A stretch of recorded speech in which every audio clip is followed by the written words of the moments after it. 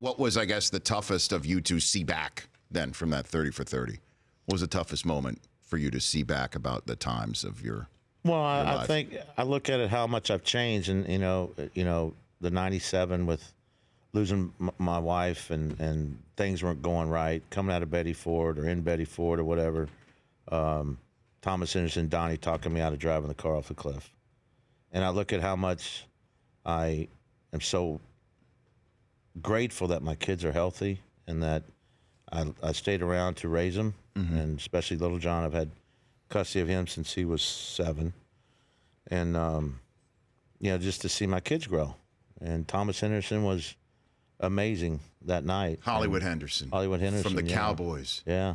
How'd you get to meet him? Was it through Betty Ford or something like that? Yeah, it was actually my first rehab was in '92 at Sierra Tucson in Tucson, Arizona, and he came there specifically to meet me and The former Cowboy. helped me. Guy who you probably followed when you were a kid. Oh, loved him. Yeah, and had no idea that Thomas Hollywood Henderson was sober, and I didn't know he did all that stuff that he did. But he was just. We became friends. He said, "Here, read my book. You'll learn a little bit about me." His first book I read since probably college.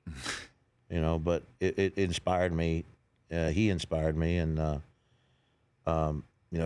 what he said on the show was, Hollywood.